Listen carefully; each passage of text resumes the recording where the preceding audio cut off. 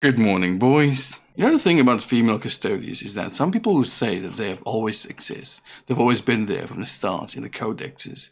And some people will say that they are technically impossible because of how, the Emperor created custodians. Like, some people will say it's law-breaking, and some other people will say it's accurate, it's always been there. Let's be honest. Game Workshop have changed their stories so often, it's kind of pointless to argue about story consistency, about lore consistency, about, lore integrity and retconning. Isn't it? Don't get me wrong, it is still maddening, it is annoying, it is still an issue, but on the grand scheme of things, it's not that big of an issue, you know what I mean? But the problem with female custodians is not how they're here, but more why they're here. You know what I mean?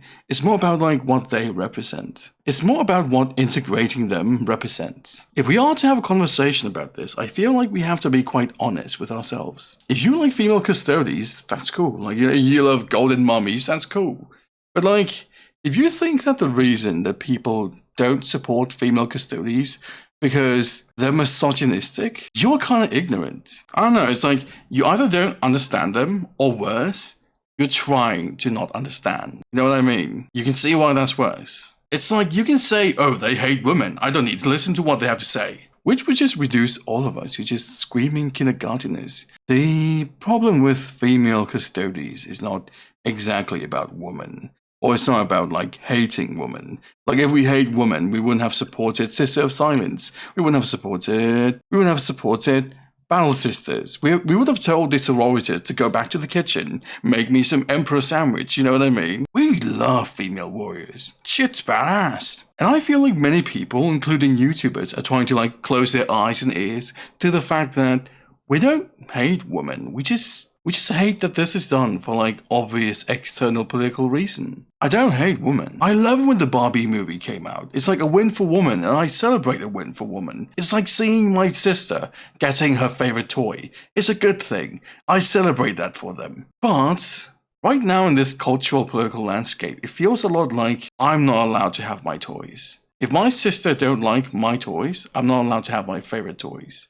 Only she gets to have her favorite toys. You know what I mean? That doesn't really sound fair, doesn't it? And to a lot of people in the hobby, female custodians is not Barbie. It's Ray Palpatine. Personally for me, I feel like it's important to be able to distinguish between something done to raise women up and something done to shoot men down. It might look similar, but it's not the same. I feel like back then, a lot of people feel fine about the other retconning, because usually in other franchise, retconning is done for creative or business purpose.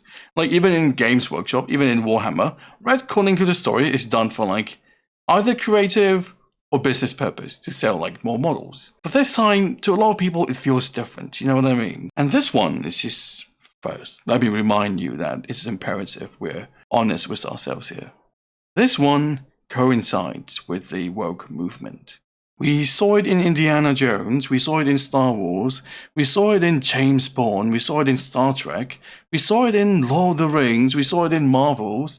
We recognized the pattern, you know what I mean? Hell, we even saw it in Ghostbuster. And this pattern, this trail of dead bodies is what really worries fans, right? It really worries people in the hobby because they have invested a lot of sentiment, a lot of money, a lot of time, a lot of effort into the whole thing. And they see that this movement kills whatever IP it touches. And these are not casual IPs. This is not niche IP. This is not Hollow Knight, you know what I mean? Where there's a small dedicated group of fans. It's bloody Marvel. It's bloody Star Wars. It's bloody Lord of the Rings. And even then, they're dead. A lot of people have very strong feelings about this retconning because A, it's done very poorly, doesn't it? It's executed very lazily. And 2, the timing has aligned with the movement that's been taking over pop culture. And let's be honest, it's understandable. Woke has been very discriminating and aggressive against boys and men, especially straight boys and straight men. They have been going around making enemies out of people who didn't even dislike them in the first place. Let's be honest. If Female Custodians had been released 12 years ago, people would have been as upset as they were with Primaris Marines or something. But the timing and the execution felt very politically motivated. And sadly, it's a political movement that discriminates us. So, understandably, we don't like it. You know, fairly. So in the end, people didn't dislike it because, like, strong woman bad. Like, Jesus Christ, we grew up with Ellen Ripley. We just don't like it because we've seen how invasive and corrosive the woke movement can be. But yeah, that's it. Just felt like having a calm conversation about this, rather than the usual YouTuber hate mongering.